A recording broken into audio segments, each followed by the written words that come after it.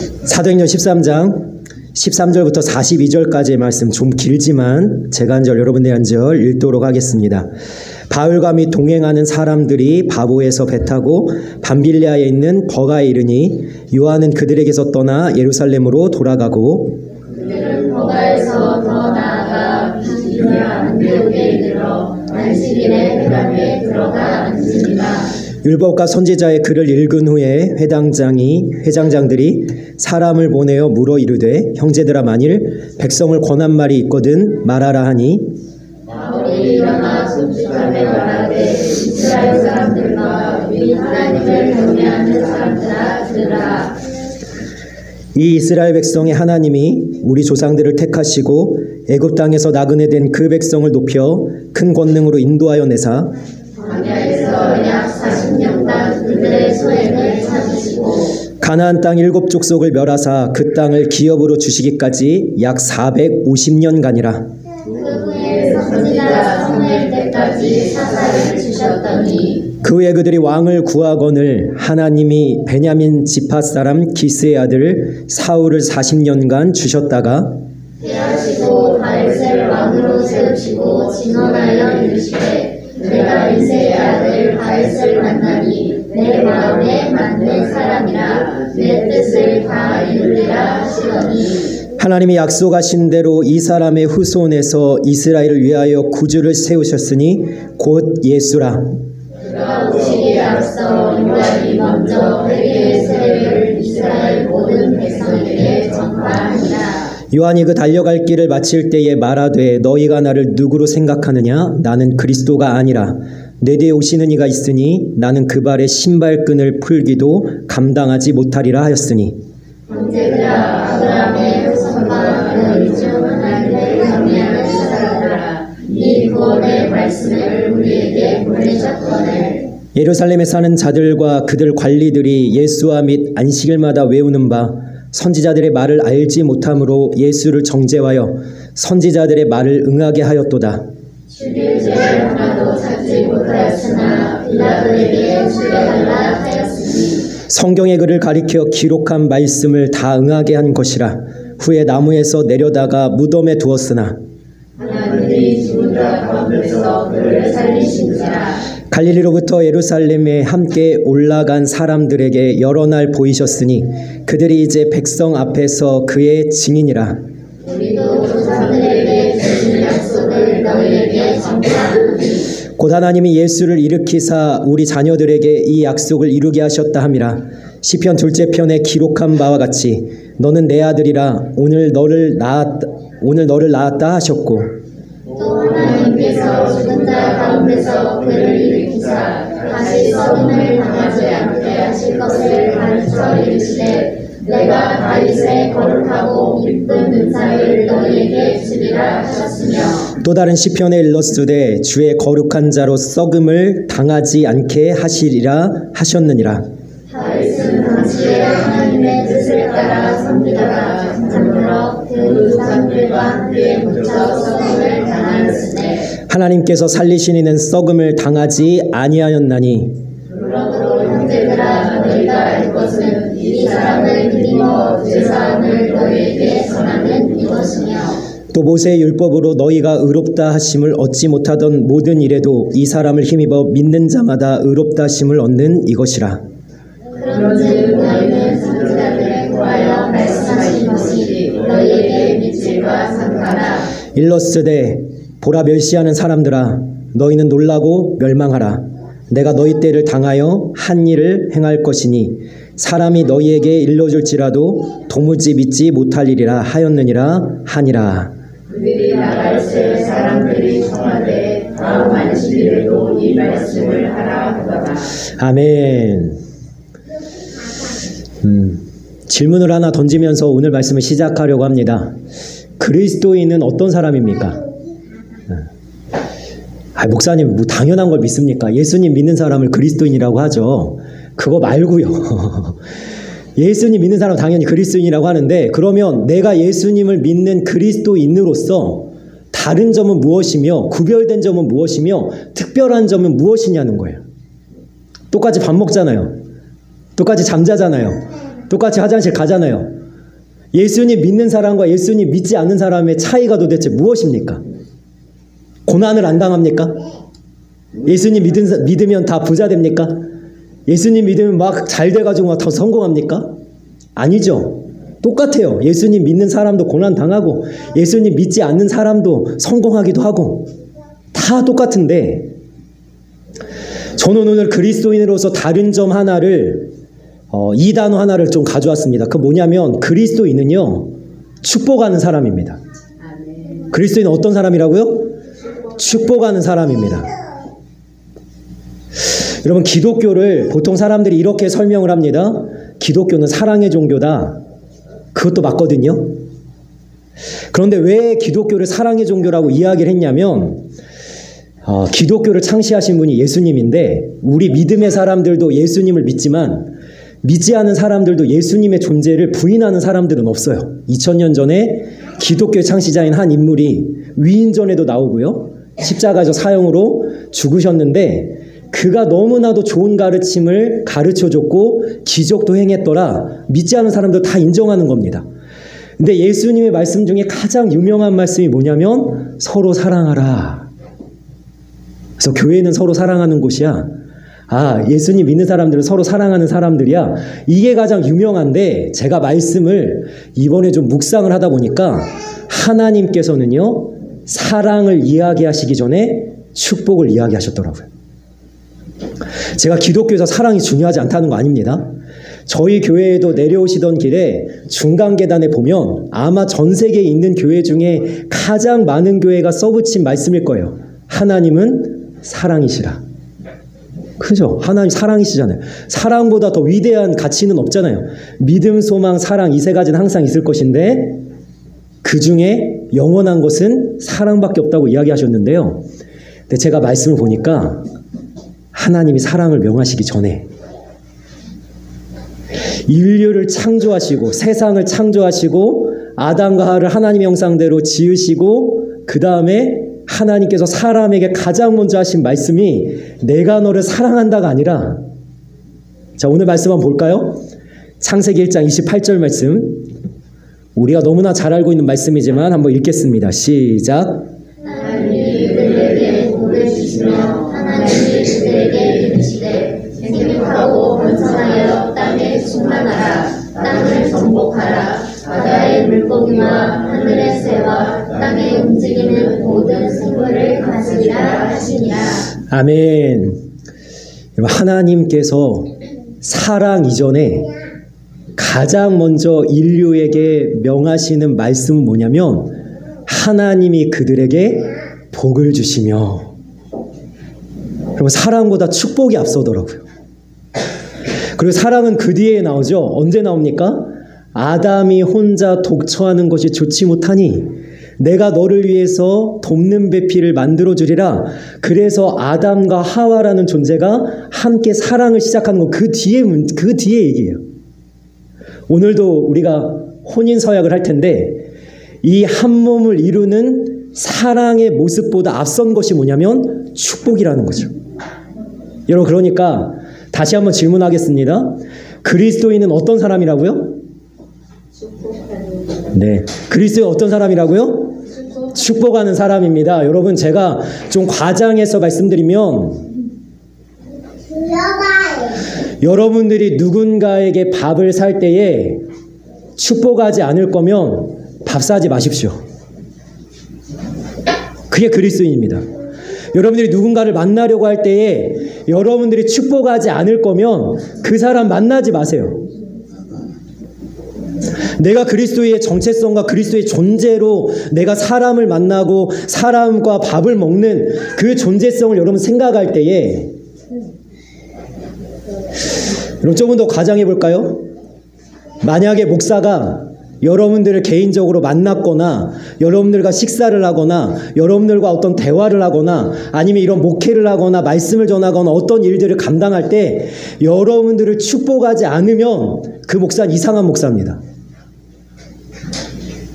만약에 제가 여러분들을 축복하지 않는다, 그러면 여러분들 어떻게 하셔야 되냐면, 우리 목사님 요즘에 이상하다, 하나님과의 관계가 안 좋은가 보다, 왜 축복을 안 하시지? 이러면서 저를 위해서 기도하셔야 되고요.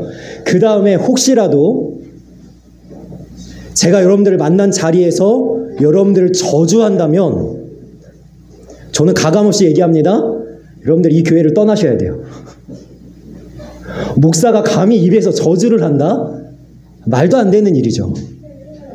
여러분 야고보서에 어떤 말씀이 나오면 이렇게 이야기를 합니다. 하나님을 찬양하는 너의 입술로 어떻게 너의 형제를 저주하겠느냐? 물의 한 근원에서 어찌하여 쓴물과 단물이 같이 나오겠느냐라고 이야기하죠. 우리가 하나님 찬양하잖아요. 할렐루야 우리 예수, 왕의 왕 되신 우리 예수, 부활하신 예수님 찬양 받으소서. 우리가 찬양을 하고 형제들을 저주한다면 여러분들 제가 하나님의 종도 아니고 그리고 내가 그리스도인이 아니죠. 제가 이 말씀을 이렇게 좀 강하게 말씀드리는 이유는 사실은 제가 회개할 것이 좀 있기 때문이고 저 자신을 돌아봤기 때문인데요. 제가 이번 주에 권차님을 만났는데요. 오늘 아직 안 왔어요. 오고 있는 줄 믿습니다. 아마 오시고 있을 거예요. 우리 권차님을 만났는데 이게 목사다 보니까 바른 말을 할 때가 있어요. 바른 말. 근데 이 바른 말이 우리 권찰에게 좀 저주로 들린 것 같아요. 저는 위에서 한 말이라고 했고 사랑해서 한 말이라고 했고 권찰님 주님 안에서 좀 세워줬으면 좋겠습니다라고 제가 좀 강하게 얘기한 것이 이 권찰에게 좀 제가 상처를 준 것 같아요. 근데 여러분 이 그리스도인으로서의 특징이 하나 뭐냐면 저도 상처받아갖고 되게 많이 울고 되게 많이 통곡하고 막 짐승처럼 하나님 앞에 꺼이꺼이 막 부르짖을 때가 있는데 여러분 그리스도인의 하나의 중요한 특징이 뭐냐면 차라리 내가 상처받는 게 낫더라고요.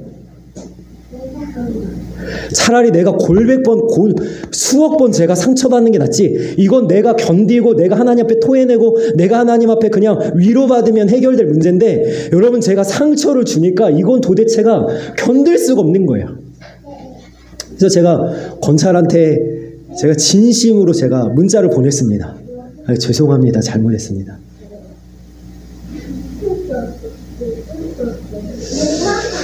도대체 그래서 제 마음속 가운데 어떤 마음이 들었냐면 이런 마음이 드는 거예요. 하나님의 바른 말씀을 살아있는 말씀을 전하는 자가 축복하는 자가 아니라 저주하는 자가 되면 도대체 여기서는 목적이 뭔가? 이유가 뭔가? 내가 여기 모인 우리 성도들을 마음껏 축복하거나 마음껏 하나님의 은혜를 빌어주지 않으면 내가 도대체 목회하고 이 영혼들을 내가 맡은 도대체 그 이유가 뭔가? 제 마음이 너무 아팠거든요. 그리고 제가 사실은요 요즘에 설교 원고를 한두 달 전에 다 준비를 합니다. 벌써 지금 6월 첫째 주 것까지 아웃라인이 이렇게 주일 예배 설교에 나와 있거든요. 그래서 이 부활절 설교도요 제가 원고를 한 6주 전에 이렇게 다 완성을 해놔가지고 다 이렇게 해놨어요. 그래서 이거 원고를 잘 숙지해서 보면서 하자. 그런데 제가 이번 주에 또 어떤 사건이 있어가지고 원고를 지금 없이 합니다. 몇 달 만에 지금 원고 없이 하는 것 같아요. 여러분 누군가가 제가 잘 모르시는 분이 저희 교회를 찾아왔거든요. 근데 여러분 이 자기보다 어리고 자기보다 좀 어쩌면 덜 갖춰져 있고 어쩌면 자기보다 초라해 보이는 목회자를 만났을 때 여러분 그분이 하셔야 될 태도가 있죠. 자세가 있죠. 뭐일까요? 그분이 뭐 해야 될까요? 그분이 힘내라. 위에서 기도하겠다. 잘 될 거다. 하나님이 함께 하신다. 근데 제가요 그분하고 대화하다가 너무 마음이 그랬어요. 왜냐하면 자기가 나보다 낫거든요. 자랑하다가 잘난 체 하다가 그게 가시는 거예요. 그래서 제가 설교 원고를 다 접고 제가 다시 한번 이 축복에 대한 말씀을 계속 묵상하면서 오늘 이번 주에는 이 말씀을 우리 성도들에게 우리 하나님의 사람들과 함께 나눠야 되겠다는 생각이 들었습니다. 여러분 제가 선언합니다. 그리스도인은 어떤 사람이냐면 축복하는 사람입니다. 여러분, 그런데 이 축복하는 사람이라는 것을 여러분 잘 생각해 볼 때 도대체 나는요 복을 받은 것이 없는데, 나는 축복할 만한 자격이 없는 것 같은데, 나는 축복할 만한 사람이 없는 것 같은데 도대체 뭘로 축복을 합니까? 여러분, 뭘로 축복할까요? 오늘 말씀을 여러분들 한번 가만히 보시길 원합니다. 저희가 길게 읽었지만 지도를 한번 띄워주시겠어요? 제가 사실은 부활절 예배를 이렇게 준비하면서 고민이 많았어요. 처음에는요 예수님 부활하셨다라는 본문을 따로 떼서, 왜냐하면 우리가 사도행전 강의를 하고 있었기 때문에 본문을 따로 떼서 어떤 고린도전서 15장이나 부활장이라고 하죠, 그것을 해서 말씀을 전할까 하다가 마침 이 사도행전 13장에 바울이 설교하는 이 내용을 가만히 보니까 여러분, 제가 본문을 따로 정할 필요가 없더라고요. 자, 지난주까지 우리가 살펴본 것은 뭐였냐면요, 여러분들이 보실 때 오른쪽에 바울이 제1차 전도여행을 시작했습니다. 안디옥이 보이실 거예요. 자, 안디옥에서 그 항구 도시로 이동을 하죠. 아주 짧은 이동을 한 다음에 구브로 섬이라는 곳으로 내력을 갑니다. 여러분, 여기서 구브로는 키프로스라는 우리가 너무나 잘 알고 있는 섬입니다. 거기서 섬을 가로질러 바포라는 곳, 성경에선 바보라는 곳으로 나와 있는데요, 거기로 이동을 한 다음에 오늘 말씀은 어떤 말씀이냐면, 위로 올라가서 밤빌리아라는 곳을 거쳐서 비시디아 안디옥까지 갔습니다. 오늘은 비시디아 안디옥에서 일어났던 일이에요. 여러분, 우리가 바울의 설교를 길게 들었지만 핵심은 뭐냐면 바로 오늘 우리가 부활절 감사 예배를 맞이한 예수님의 부활에 대한 내용입니다. 자, 핵심 말씀을 제가 몇 가지 준비를 했으니까 함께 읽어보도록 하겠습니다. 자, 30절 말씀 같이 읽습니다. 시작. 하나님이 죽은 자 가운데서 그를 살리시니라. 아멘. 37절 말씀도 읽겠습니다. 시작. 하나님께서 살리신 이는 썩음을 당하지 아니하였나니.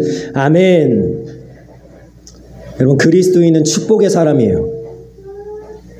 우리는 옆에 있는 사람들을 마음껏 축복할 수 있는 사람이고요, 그리고 나 자신이 복받은 사람이라고 하나님 앞에 마음껏 고백하면서 선포할 수 있는 사람인데, 그 이유는 뭐냐면 예수님께서 십자가에서 죽은 것으로 끝나지 않았기 때문입니다. 다시 한번 말씀드리겠습니다. 예수님께서 십자가에서 죽으신 것으로 끝나지 않았기 때문입니다. 여러분, 바울이 이 비시디아 안디옥에서 선포하는 이 말씀의 핵심은 뭐냐면, 너희들이 예수님이 저주받은 자라 하여서 너희들이 십자가에 죽인 그 예수가 죽은 것으로 끝난 것이 아니라 어떻게 됐다고요? 다시 살아나셨느니라. 이것이 부활절의 의미고 우리의 믿음의 진정한 의미예요. 여러분, 사도 바울은요 고린도전서 15장에 예수님의 부활을 설명하면서 이렇게 이야기합니다. 만약에 예수님이 다시 살지 않으셨으면 우리의 믿음도 헛것이요, 우리의 예배도 헛것이요, 우리가 하나님을 바라보는 그 믿음도 헛것이고, 그럼 심지어 뭐라고 얘기합니까? 이 세상의 모든 사람들 중에 내가 가장 불쌍한 자로다. 여러분, 예수님이 다시 살아나시지 않았으면 우리는 축복받은 사람이 아니에요. 우리는 축복할 수 있는 사람이 아니에요. 예수님이 죽은 것으로 끝난 것이 아니라 뭐 하셨다고요? 다시 살아나셨다는 거예요. 여러분, 내 인생을 한번 가만히 살펴보시길 원합니다. 어떨 때는요 내 삶에 소망이 보이지 않을 때가 있어요. 야, 나 언제까지 이거 해야 될까? 계속해서 실패하는 내 모습을 바라보는 경우도 있을 겁니다. 저도 목회를 해나가면서 그런 경우들이 많았어요. 흔들리는 경우. 오늘은 참 많은 분들이 지금 예배를 드리시는데, 말씀을 듣고 계신데, 저의 목회에 8년, 9년을 오면서 많은 순간 과연 하나님이 함께 하시는가? 과연 내 수고와 내 애씀과 내 노력이 과연 하나님 앞에서 열매 맺어 지고 있는가라는 의심이 들 때가 있었습니다. 여러분, 이것은요, 성도들의 숫자에만 관계된 것이 아니라 어떤 경우도 있냐면 성도들을 양육하고 가르치고 말씀으로 먹일 때도 때로는 실망감이 몰려올 때가 있더라고요. 왜 달라지지 않을까? 왜 변하지 않을까? 막 이런 고심과 이런 아픔 속에서 계속해서 사역을 감당하는 경우도 있었습니다.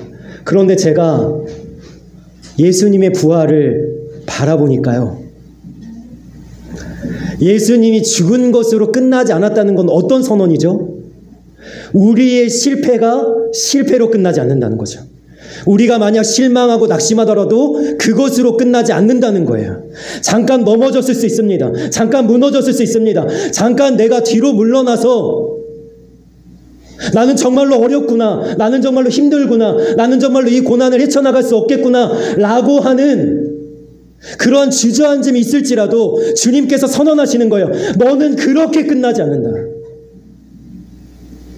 내가 십자가에서 죽음으로 끝나지 않았듯이 너의 인생을 지금 여기서, 지금 이 순간에, 아니면 너의 실패의 자리에 단절해서 잘라서 결론 짓지 말라. 주님이 선언하시고 계신 거예요. 왜요?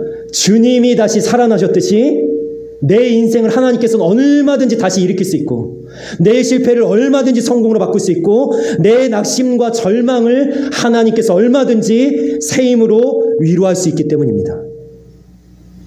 여러분, 우리는 이것을 믿는 사람들이에요. 하나님이 예수를 다시 살리신지라 그는 썩임을 당한 것으로 끝나지 않고, 그는 무덤에 들어간 것으로 끝나지 않고, 어떨 때는 내가 무덤에 들어간 것 같아요. 어떨 때는 다윗과 같이 깊은 어두운 동굴에 들어가 있는 것 같아요. 어떨 때는 어두운 터널을 지나는 것 같은데 이 터널이 끝나지 않는 것 같아서 달리고 달려오지만 하나님, 이 터널 언제 끝납니까? 울고 있을 때도 있을 겁니다. 근데 하나님께서 우리에게 강력하게 선언하시는 거예요. 그렇게 끝나지 않는다. 그럼 여러분, 우리가 얼마나 복받은 존재예요.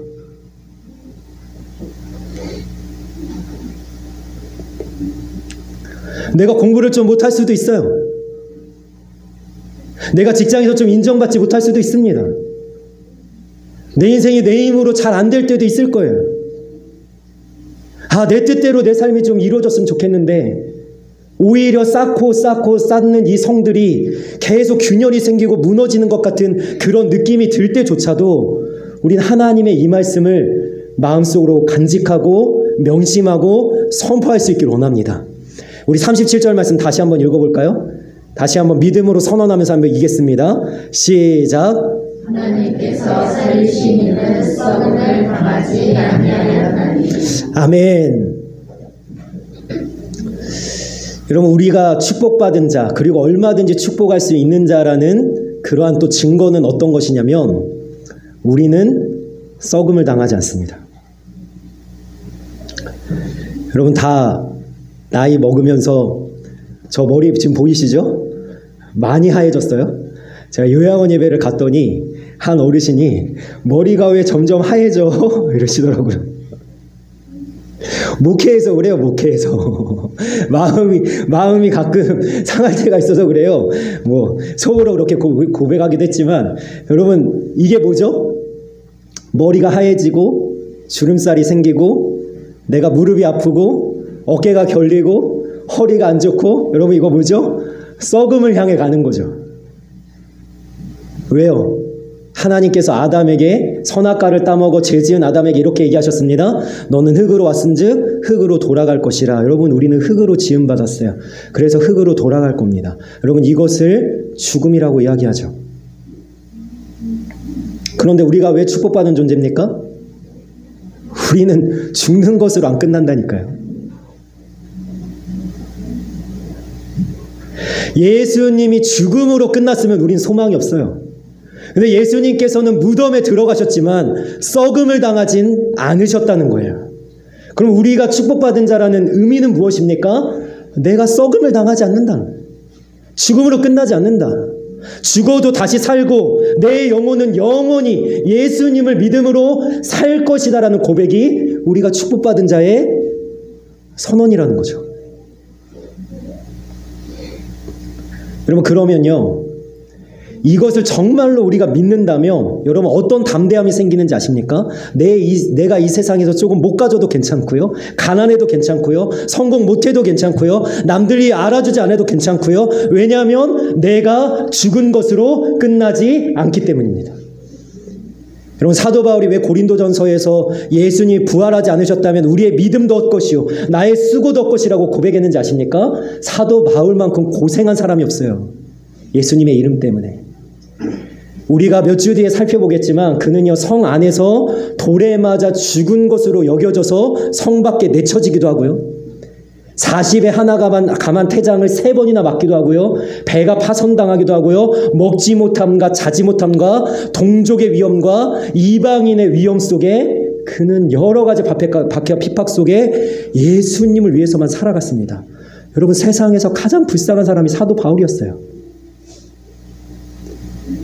그런데 사도 바울이 이렇게 고백합니다. 나는 하나님 안에서 가장 복받은 자다. 왜요? 예수님이 부활하셨기 때문에. 나의 수고와 애씀과 고생과 고난과 핍박과 박해가 그것으로 끝나는 것이 아니라 죽어서 천국에 갔을 때 하나님께서 생명의 면류관으로 하늘의 상급으로 갚으실 것을 믿기 때문에.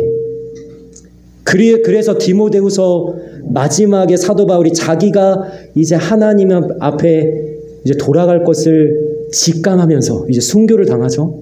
그걸 직감하면서 자기 아들과 같은 디모데에게 이렇게 이야기합니다. 내가 나의 달려갈 길을 마치고 믿음을 지켰으니 이제 이후로는 나를 인하여 의의 면류관이 예비되어 있다. 그럼 왜 우리가 축복받은 자라고요? 이렇게 우리가 안 끝난다니까요. 이렇게 안 끝나세요. 여러분들이 전도의 열매들을 맺었다면 하나님께서 그것을 기억하고 계십니다. 하나님께서 하늘의 상급을 갚으실 거예요. 여러분들이 하나님을 위해서 봉사하고 헌신하고 애썼던 모든 순간, 믿음의 갈등 속에서도 하나님을 선택하고 내가 어떻게 살아가야 할 때 말씀을 붙잡고 살아갔던 모든 순간들을 하나님께서 기억하시고 생명책에 다 기록을 하셨어요. 여러분, 그 생명책은 놀라운 책이에요. 어떤 책이냐면 잘못된 것은 기록을 안 해요. 내가 죄 지은 거, 내가 하나님 모른다고 했던 거, 베드로가 예수님 부인했던 거, 여러분 이것은 하나도 기억을 안 해요. 하나님은 도말하셨고 잊으셨다고 이야기하세요. 누구 때문에? 우리를 위해서 십자가에서 죽으신 예수님 때문에. 여러분, 그럼 뭐만 남죠? 내가 하나님을 위해서 행한 믿음의 행위만 기록돼서 그것만 정산하시는 거예요. 내가 어떠한 상급과 어떠한 칭찬과 어떠한 인정으로 너에게 갚아주랴. 착하고 충성된 종아 잘하였도다. 여러분, 이것 때문에 우리가 사도 바울과 같은 신앙의 모습을 가지고 달려나가는데요. 어떤 신앙의 모습입니까?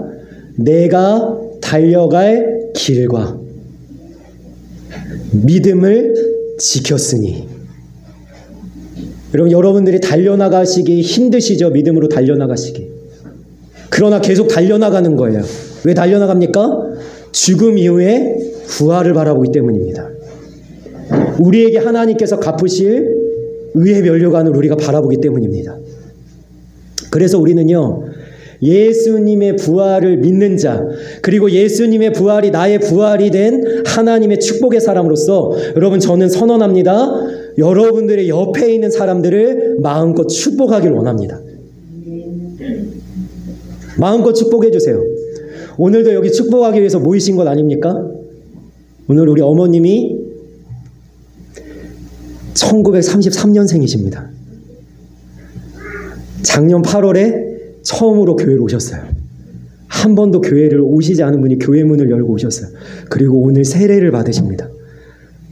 그걸 축하하기 위해서 우리 둘째 며느님이 지금 오셨어요. 여러분, 우리는 축복하기 위해서 이 자리에 온 거잖아요. 여러분, 오늘 또 한 쌍의 커플이 하나님 앞에서 서약을 하고 이제 축복하는데, 여러분 마음껏 우리가 축복하기 위해서 이 자리에 모였죠. 그런데 여러분, 제가요 이 예배 전에 하나님 앞에 간절히 기도한 것이 하나 있었는데, 그게 뭐냐면요, 여러분, 사람이 주인이 되면 안 됩니다. 예배가 물론 우리는 세례식도 있고 혼인서약도 있지만 이 예배의 주인은 누굴까요? 우리를 위해서 부활하신 예수 그리스도인 줄 믿습니다. 그래서 우리가 축복을 한다면 누굴 가장 축복해야 될까요? 나를 위해서 다시 사신 예수님을 축복하길 원합니다. 여러분, 예수님의 부활을 축하하길 원합니다. 그러한 부활절 감사 예배가 되어지는 은혜가 있기를 주님의 이름으로 간절히 소망합니다. 아멘. 그래서 우리는요, 부활을 믿기 때문에 가득 찬 소망을 가지고 여러분 마음껏, 야, 나는 복받은 자구나,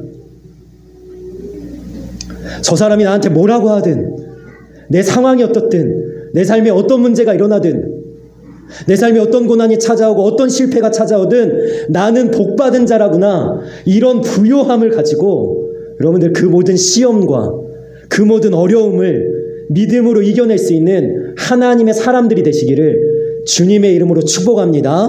아멘. 그리고 내 주변에 보면요, 지금 아프고 고난당하고 실패를 경험하고 넘어져 있는 사람들이 보일 거예요.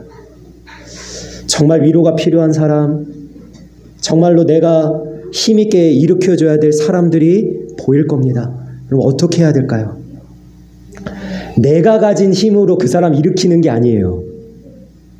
하나님이 나에게 공급하시는 힘으로 그 사람을 일으키는 겁니다. 제가 이번에 말씀 하나를 붙잡았거든요. 골로새서 1장 19절인지 2장 19절인지 정확히 기억 안 나지만 여러분, 바울이 이런 고백을 하더라고요. 내 속에서 능력으로 역사하시는 이의 역사를 따라. 뭐라고요? 내 속에서 능력으로 역사하시는 이의 역사를 따라 나도 힘을 다하여 수고하노라. 여러분, 내 속에서 능력으로 역사하시는 이의 능력으로 내가 그 사람을 일으켜 세우는 거예요. 여러분, 34절과 35절 말씀 한번 읽어볼까요? 오늘 본문 34절과 35절 같이 읽겠습니다. 시작. 또 하나님께서 죽은 자 가운데서 그를 일으키사 다시 썩음을 당하지 않게 하실 것을 가르쳐 이르시되 내가 다윗의 거룩하고 빛든 은사를 너희에게 주리라 하셨으며, 또 다른 시편에 이르시되 주의 거룩한 자로 썩음을 당하지 않게 하시리라 하셨느니라. 아멘. 여기까지 읽겠습니다. 보시면요, 하나님께서 그를 일으키셨다는 거예요. 누구를요? 우리를 위해서 십자가에서 죽으신 예수님을. 그리고 그 예수님을 일으키신 하나님이 또 나를 일으키시겠죠. 여러분, 일으켜지기를 원합니다. 여러분, 넘어진 자가 있다면 일어나기를 원합니다. 주님께서 새 힘을 더하여 주시기를 주님의 이름으로 축복합니다. 아멘. 그러면 일으켜진 나는 넘어진 자를 또 일으켜 세울 수 있습니다. 여러분, 이 축복은요, 흘러가는 거예요. 하나님이 예수를 일으켜 세우셨고 예수님이 나를 일으켜 세우셨고 또 내가 다른 누군가를 일으켜 세우는 것이 여러분 축복의 은혜라는 것입니다. 여러분, 이 축복이 이 시간 부활절 감사 예배를 드리면서 하나님을 마음껏 찬양하고 주님 앞에 감사하며 예배하는 우리 모두에게 넘쳐 흘러서 다른 이들을 마음껏 축복하고 일으켜 세우면서 축복의 근원이 되어 천하 만민이 나로 인해서 복을 받는 그러한 은혜가 넘치기를 주님의 이름으로 축복합니다. 아멘. 기도하겠습니다. 살아계신 하나님,